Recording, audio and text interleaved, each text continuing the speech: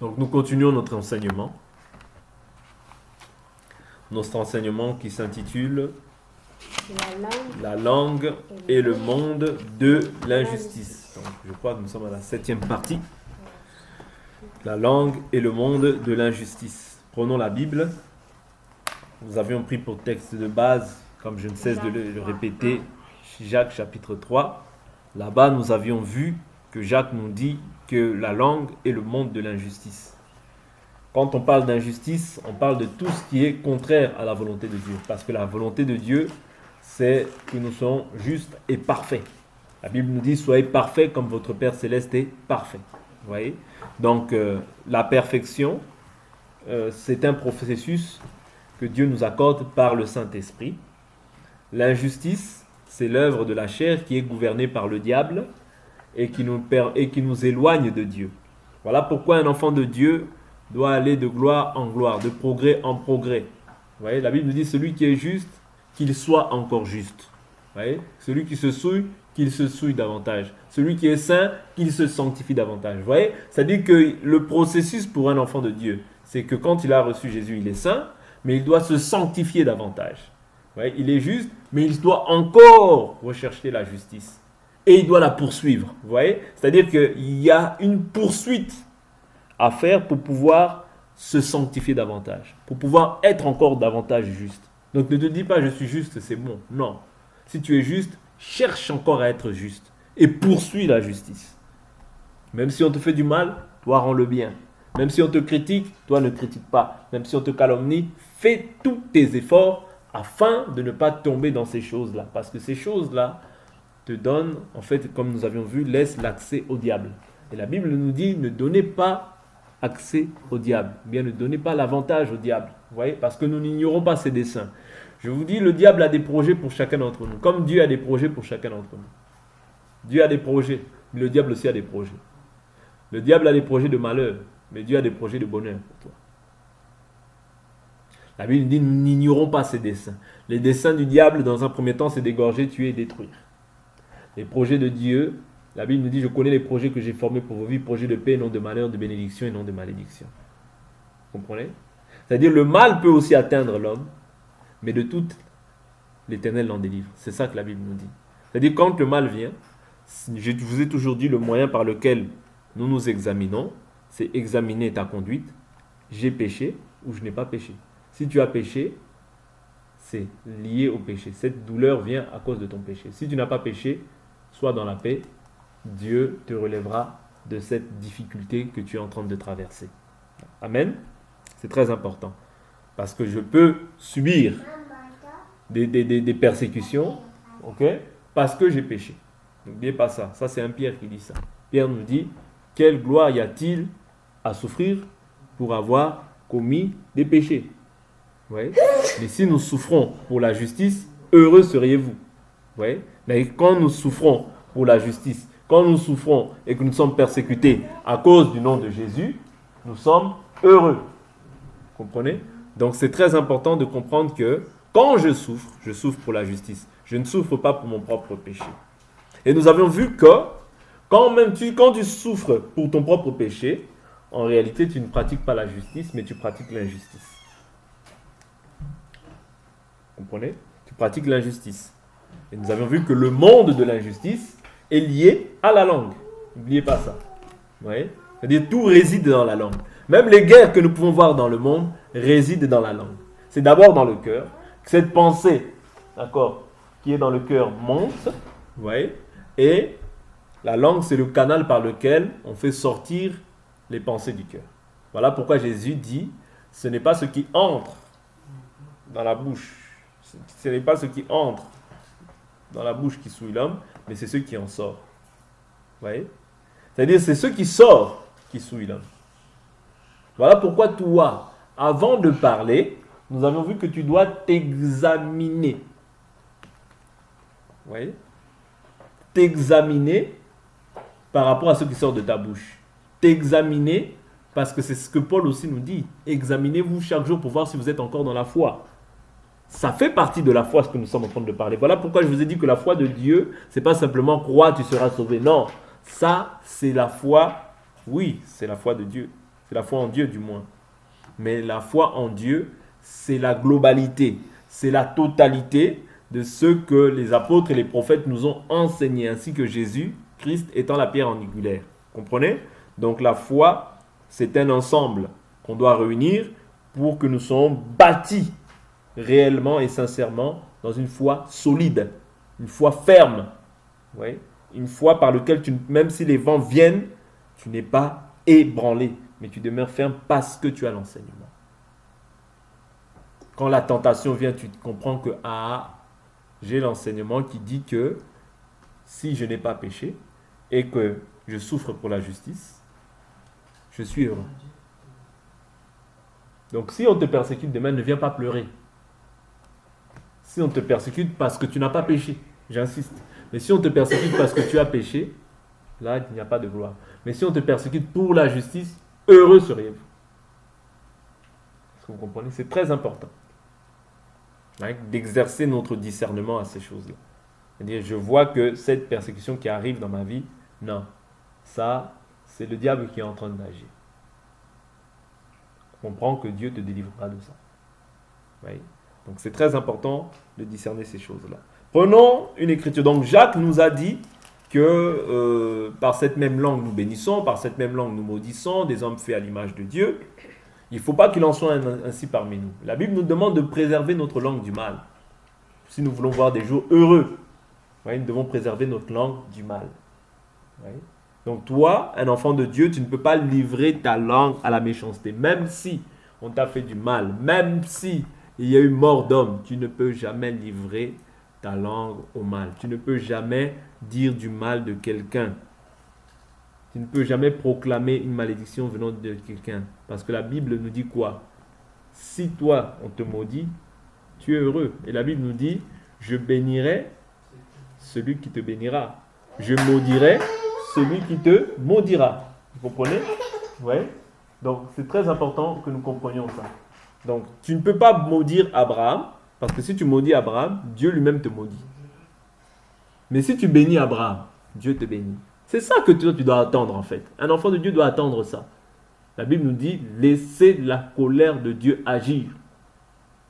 Donc ne te venge pas par toi-même. Ne commence pas à proclamer des paroles par toi-même. Ah, tu m'as fait ça, moi aussi. Retour. Non. Laisse Dieu. Celui qui te bénit, il héritera la bénédiction. Celui qui te maudit, lui-même, il se met dans un filet. Vous comprenez? C'est très important de comprendre ces principes-là parce que c'est ça qui nous permet de pouvoir grandir dans la foi et de pouvoir évoluer avec Dieu. Parce que sinon, si tu t'irrites, la Bible nous dit quoi?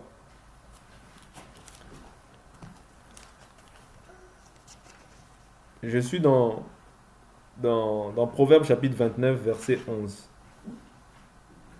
L'homme stupide affiche toute sa passion, tandis que le sage y met un frein. Amen. Moi, il est écrit, l'insensé étale tous ses sentiments, mais le sage se retient de montrer les siens. Vous comprenez? Ça veut dire que l'homme, je vais prendre encore une autre écriture qui va nous aider. Une autre écriture qui va nous aider, qui est aussi très importante.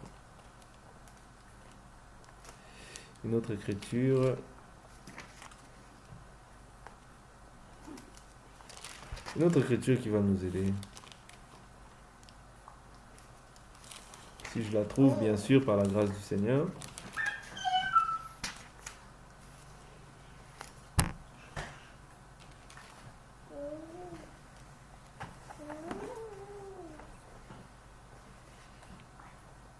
Tu peux prendre aussi, Kenny, Proverbe chapitre 15, verset 29. D'accord. 15.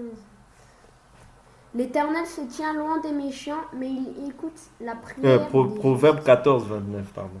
Proverbe 14, 29. Celui qui est lent à la colère fait preuve d'une grande intelligence, tandis que celui qui s'énerve facilement proclame sa folie. Amen. Ouais. Donc ici, on voit bien que celui qui est lent à la colère a une grande intelligence. Or, un enfant de Dieu doit être lent à la colère. Oh.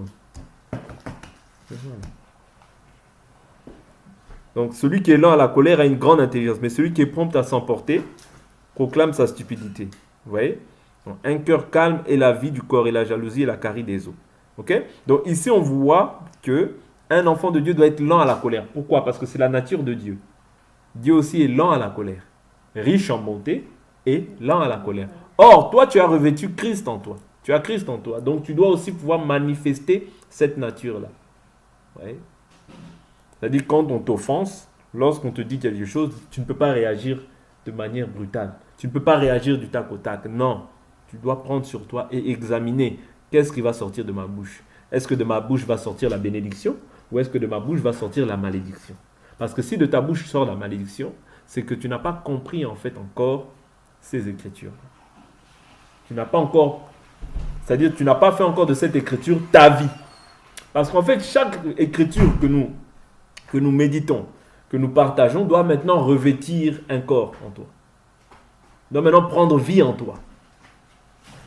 C'est-à-dire l'écriture ne peut pas simplement rester esprit, mais elle doit être vie en toi.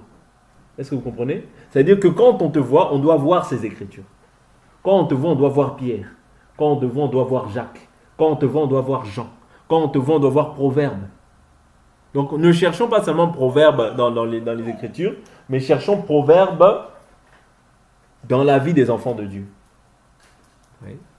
Cherchons Psaume dans la vie des enfants de Dieu. On doit le voir. Oui. Quand on voit Jésus, qu'est-ce qu'on dit? Oui. N'es-tu pas Jérémie?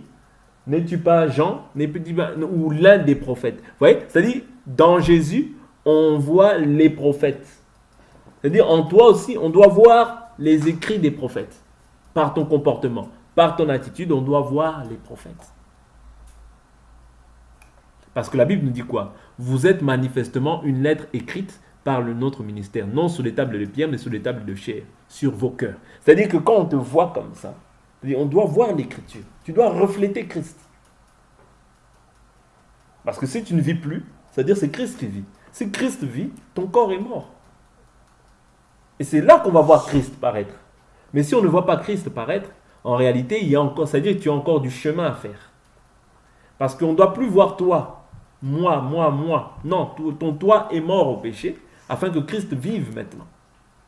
Le toi, le moi, l'ego. Christ, quand il est venu dans sa première venue, il est venu comme agneau. Dans sa venue comme agneau, il est venu pour s'offrir, n'est-ce pas?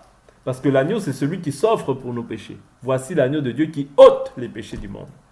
Comment est-ce qu'il ôte? En s'offrant. Ouais. Voilà pourquoi on avait la capacité de pouvoir le gifler, de pouvoir lui cracher dessus.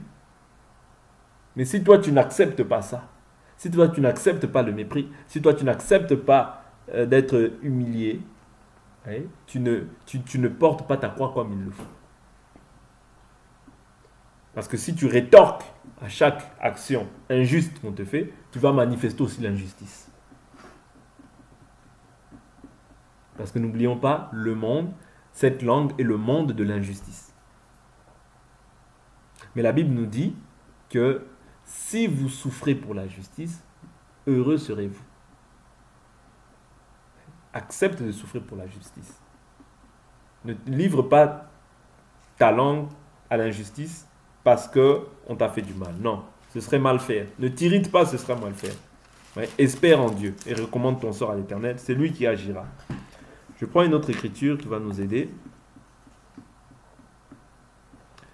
Proverbe 21, 23. On va prendre des petites écritures. Proverbe 21, 23. Celui qui veille sur sa bouche et sa langue se préserve de bien des angoisses. Bon, je prends mon écriture. Proverbe 21, verset 23, l'écriture dit: celui qui garde sa bouche et sa langue garde son âme de la détresse. Oui, là, c'est beaucoup plus explicite. Donc, celui qui garde sa bouche et sa langue, oui, garde son âme de la détresse. Oui. Comment est-ce que ton âme sera dans la détresse? Parce que l'âme, je vous ai toujours dit, c'est le siège des sentiments, des émotions, de l'inconscient, du subconscient, oui, toutes ces choses-là. Oui, et des sentiments. C'est-à-dire, toutes ces choses-là résident dans l'âme. Or, quand tu es dans la détresse, c'est au niveau de ton âme. Quand tu es dans la tristesse, c'est au niveau de ton âme. Quand tu es dans la joie, ton âme est dans la joie. Oui. Donc, toutes ces choses-là résident dans l'âme. Donc, si tu ne veux pas être dans la détresse, tu dois préserver deux choses, ta bouche et ta langue. Est-ce que préserver sa langue veut dire que maintenant on ne doit plus parler? Non, c'est pas ça. Jésus, quand par moment on lui disait des choses, il répondait aussi. Oui. Mais toi, tu dois t'efforcer que, même quand tu réponds, la Bible nous dit, si vous êtes en colère, ne péchez pas. Tu dois t'efforcer à ne pas pécher. La limite est très légère. Hein. Ouais. La limite est sensible. C'est-à-dire que lorsque maintenant tu subis une injustice et que tu vas répondre, la personne répond. Tu es déjà à la limite. Le péché est tapis à ta porte. Voilà pourquoi maintenant tu dois chercher à dominer sur ce péché. Et des fois, dominer voudrait dire aussi des fois t'écraser et laisser la personne croire qu'elle a gagné. Mais quand toi tu fais ça, Dieu maintenant voit l'injustice et Dieu agira tôt ou tard en ta faveur. Parce que Dieu ne permettra pas que ses enfants soient persécutés à tout temps. Lorsque Saul persécutait l'Église, il y avait un temps où Dieu regardait, mais il y avait un temps où Dieu a agi. Et quand Dieu a agi, il a aveuglé Saul. Vous comprenez? Parce que on persécutait son Église. Jésus a dit, Saul, qui es-tu? Il a dit, Saul, Saul, pourquoi me persécutes-tu? Ah, donc on comprend que quand on persécute l'Église, on persécute Jésus. Ouais. Quand on insulte un enfant de Dieu, on insulte Jésus. Parce que c'est plus toi qui vis. Mais si seulement tu as maintenant mis ta vie en règle avec Jésus, si réellement tu ne fais qu'un avec Jésus, alors là, lorsque maintenant les gens te combattent, ils combattent Dieu. Mais si tu n'es pas en règle avec Dieu, si tu vis encore dans les désordres, si ta vie, t'as fait de ta vie la calomnie, en réalité, ce n'est pas Christ qui vit pleinement en toi. Vous voyez? Ce n'est pas Christ qui vit pleinement en toi.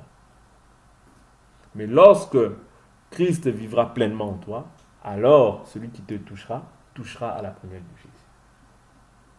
Est-ce que vous comprenez? C'est très important de comprendre ces choses. C'est-à-dire qu'on ne vit plus pour soi-même. On vit maintenant pour Dieu. Quand tu vis pour Dieu, tes combats deviennent les combats de Dieu.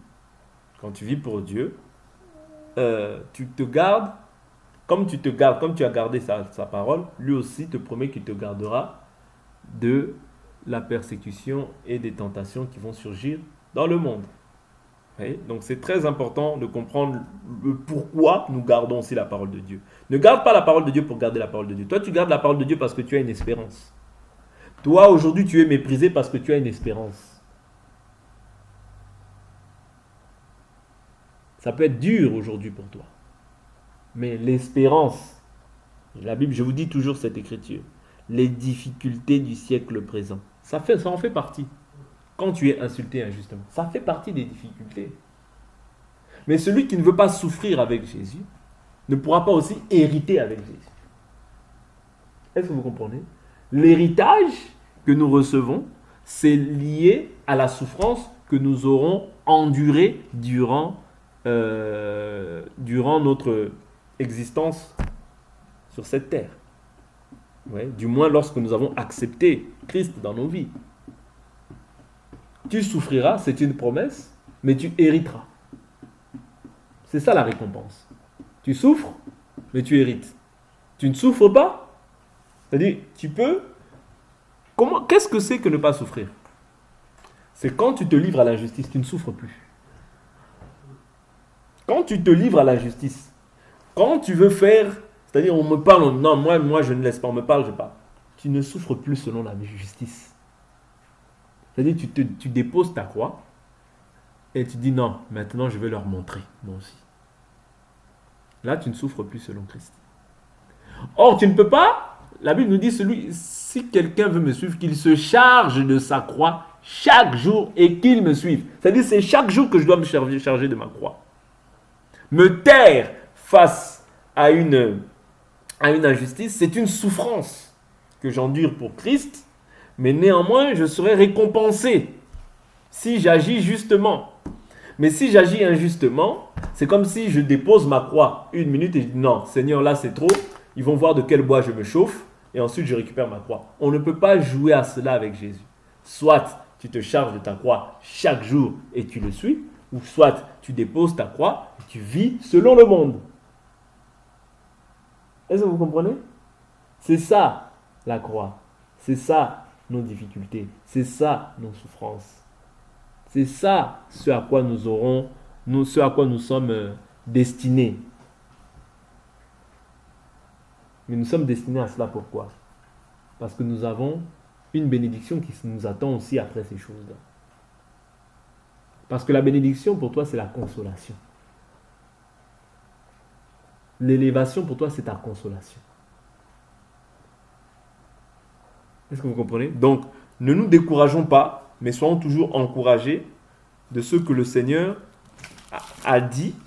Et ce qu'il a dit, il a aussi la capacité de l'accomplir. Vous voyez? Donc, c'est très important de comprendre ça. Il dit, mais il finit aussi par accomplir. Vous voyez? Donc, le Seigneur ne se limite pas simplement à dire, mais il a aussi la capacité d'accomplir tout ce...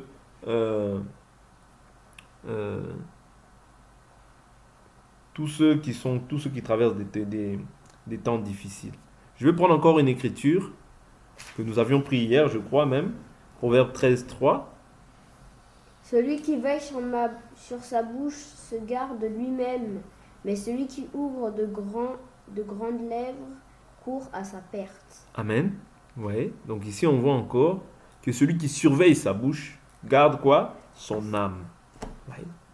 C'est-à-dire, en surveillant ta bouche, tu gardes ton âme. C'est un exercice. Pourquoi je vous dis que c'est un exercice? Parce que ton âme a eu un enseignement dans le monde.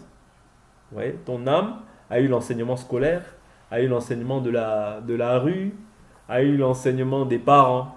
Ouais, ton âme est conditionnée comme ça, de cette manière-là. Ok? Mais maintenant, en Christ, Jésus, nous devons réapprendre à vivre. Non plus selon notre volonté, mais selon la volonté de celui qui nous a rachetés. Vous voyez? Et c'est ça la chose la plus dure en réalité dans la marche. C'est réapprendre à vivre selon Dieu. Vous voyez? Que la vie de Dieu habite pleinement en nous. Que le caractère de Christ soit formé en nous. Lorsqu'on m'insulte, je ne réponds pas. Mais tu vas te dire, mais moi... Vous voyez, la chair directement, lorsque elle subit une injustice, la chair directement s'excite. Comment ça? Comment se fait-il que toi, on t'insulte comme ça? Donc toi, tu n'es pas quelqu'un pour qu'on t'insulte comme ça? Ouais. La chair réclame maintenant son dû. Or, en réalité, celui qui réclame son dû, quand moi je vois la chair, je vois directement celui qui en est le propriétaire, c'est-à-dire le diable. Le diable ne permettra pas que tu puisses subir des injustices, parce que cette chair-là va revendiquer des droits. Il ne peut pas me parler comme ça. Moi, il sait qui je suis. Moi. Le moi. C'est ça que Dieu veut détruire. Et s'il faut que tu passes par des successions d'humiliations pour pouvoir atteindre ce que Dieu veut, Dieu le fera. Parce que ce sera pour ton bien en réalité. Regardez David, malgré son trône de royauté, Dieu lui a fait passer par aussi des successions d'humiliations. Des successions d'humiliations. Pourquoi? Pour lui apprendre à la crainte de Dieu. C'est-à-dire la crainte de Dieu n'est pas innée chez l'homme. Vous voyez, n'est pas innée chez l'homme. Mais elle devient innée lorsque tu reçois l'esprit. Maintenant, toi, tu dois appliquer, comme je dis, une violence afin de ne pas laisser, en fait, les désirs de ce monde pouvoir t'envelopper. C'est très important. Vous voyez? Celui qui surveille sa bouche garde son âme. Ton âme a eu un enseignement qui doit être maintenant corrigé. Tout n'est pas mauvais, mais ce qui est mauvais doit être corrigé. Voilà pourquoi je vous dis toujours que la Bible nous dit que toute plante que le Père n'a pas plantée sera déracinée. C'est-à-dire Dieu doit déraciner les mauvaises choses qui étaient en toi afin de placer pleinement en toi la parole, afin que quand on te voit, tu deviennes maintenant une personne parole. Voilà pourquoi la Bible nous dit, j'avais dit vous êtes des dieux. Oui. J'avais dit vous êtes des dieux. Pourquoi? Parce que tu as reçu l'Esprit de Dieu, tu es Dieu. Tu as une autorité. Et souvent, on cherche l'autorité face aux démons, face à toutes ces choses-là. Mais là, dans la parole, c'est là où, par moment, on crée un décalage. C'est-à-dire, on veut la puissance, on veut la manifestation de la puissance, toutes ces choses-là, mais la parole au préalable. L'intégrité au préalable. Les ordonnances au préalable. C'est ça que Dieu veut. Ouais. Dieu veut l'obéissance et non le sacrifice. Au préalable, l'obéissance. Quand tu obéis, tu as la faveur de Dieu. La bénédiction t'accompagne, sans que tu fasses même le moindre effort. La bénédiction t'accompagne. Pourquoi? Parce que tu as déjà obéi. Ouais. Chercher le royaume, sa justice, C'est ça, hein? La justice dont on parle, c'est toutes ces choses-là en réalité. Ce n'est pas simplement Matthieu, non. Luc, Marc, Jean, non. C'est tout. Ça fait partie de la justice aussi. Parce que tu souffres dans la justice. Oui. Tu souffres dans la justice, donc tu seras aussi récompensé par rapport à cette justice. Mais n'oublie pas, même si l'injustice se manifeste, toi, manifeste toujours la justice. Parce que c'est à ça que tu as été appelé. Tu n'as pas été appelé à autre chose. Oui. Tu n'as pas été appelé à autre chose. Tu as été appelé, bien sûr, tu auras le centuple, comme je l'ai toujours dit, mais tu souffriras aussi pour le nom de Jésus. Oui. Prenons des écritures, parce qu'on va prendre plusieurs écritures. Proverbe toujours 17. Proverbe nous parle beaucoup de la langue. Hein. Proverbe 17, 20. Un cœur faux ne trouve pas le bonheur, et celui dont la langue est perverse tombe dans le malheur. Oui, celui dont la langue est perverse tombe dans le malheur. Voilà pourquoi toi ne t'inquiète pas si le malheur, si les gens prononcent des mauvaises paroles à ton égard. Tant que toi tu vis dans le bien, sois en paix. Oui. Celui dont la langue est perverse tombe dans le malheur. C'est-à-dire Dieu réserve.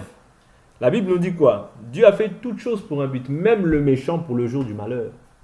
N'est-ce pas? C'est-à-dire que même le méchant, Dieu l'a créé pour un but. Mais toi maintenant, il ne faut pas que tu sois retrouvé méchant dans tes actes, non. Oublie ça de ton langage, oublie ça de ta vie. Il faut que dans tes actes, tu ne sois pas trouvé méchant. Parce que si chez toi aussi on retrouve la méchanceté, ça veut dire que tu as adopté en fait la nature charnelle. Quelque chose qui est étranger à toi. Quelque chose qui est à ton ancien propriétaire. Celui qui te possédait autrefois. Ouais. Mais aujourd'hui, tu es sous l'emprise d'un autre maître. Donc tu dois agir selon la volonté du maître, ouais, qui te gouverne. Mais si tel n'est pas le cas, tu marcheras toujours d'une manière qui est contraire. Et cela fera que tu seras même déclaré toi-même méchant. Et comme tu es déclaré méchant, tu n'hériteras pas le royaume. Parce que la Bible nous dit, si vous marchez par la chair, vous allez mourir. Mais si par l'esprit vous faites mourir les actions du corps, vous vivrez. Amen. Donc c'est très important de comprendre ces choses-là. Je ne vis plus comme je veux, mais j'ai donné ma vie à Jésus. Comme j'ai donné ma vie à Jésus, lui prend soin de moi à condition que moi aussi, je m'examine dans ma vie. Vous voyez? À condition que j'examine mes voies, à condition que j'examine tous les actes que je suis en train de poser. C'est très important. Vous voyez? Donc, prenons encore des écritures qui vont nous aider. Psaume 39. Allons dans Psaume 39. Il ne reste pas beaucoup de temps. Psaume 39.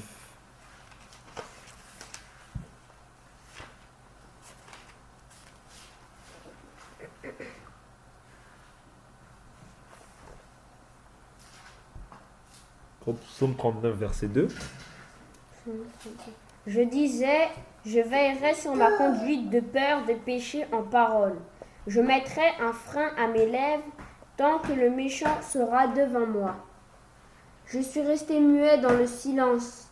Je me suis tu, quoique malheur et ma douleur étaient vives. Amen.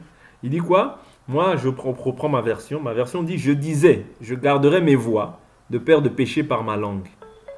Ouais. Il dit quoi? Ensuite, il dit, tant que le méchant sera devant moi, je suis resté muet dans le silence. Je vous ai dit que le méchant, c'est qui? Le méchant, c'est tout homme qui est dépourvu du Saint-Esprit. Tout homme dépourvu du Saint-Esprit, c'est un méchant. Même s'il offre des bonbons, même s'il fait des dons, ouais, même s'il fait des œuvres caritatives ou bien voilà, pour les pauvres ou quoi que ce soit, c'est un méchant. Pourquoi? Parce qu'il n'a pas Dieu. Ouais. Voilà pourquoi la Bible nous dit Dieu ne désire pas la mort du méchant, mais désire que le méchant se repente et qu'il ait la vie. Donc on comprend que le méchant, c'est celui qui ne s'est pas repenti. C'est-à-dire celui qui n'est pas réconcilié avec Dieu, c'est un méchant. La Bible nous dit, je suis resté muet dans le silence, ouais, devant le méchant. Ouais. Il dit, tant que le méchant sera devant moi, il dit quoi? Je garderai un frein à ma bouche tant que le méchant sera devant moi. Je suis resté muet dans le silence, je me suis éloigné du bonheur et ma douleur était extrême. Donc on comprend que quand tu te tais face à des injustices, face aux méchants, en réalité toi tu ne perds pas. Ouais. Tu ne perds pas. Ouais. Parce que je vous ai toujours dit que la foi que nous confessons, c'est qui perd, gagne. Mais qui veut gagner maintenant, perdra. Ouais. Aujourd'hui tu perds. Aujourd'hui on te voit comme quelqu'un de fébrile, comme quelqu'un qui est faible. Mais ton Dieu, qui voit toutes sortes d'injustices, ouais, qui se font à ton égard, relèvera ta tête d'une manière ou d'une autre. D'une manière ou d'une autre. Ouais. Je vais partager une dernière écriture, on va s'arrêter là. Psaume, je crois que c'est psaume, un psaume que j'aime beaucoup. Un psaume que j'aime beaucoup. Je pense que ça va nous encourager aussi.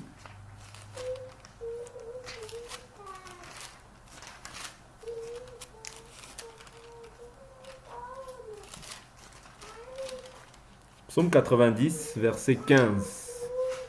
J'aime beaucoup ce verset. Réjouis-nous. Lève ta voix, élève ta voix. Réjouis-nous autant de jours que tu nous as humiliés, autant d'années que nous avons connu le malheur. Amen.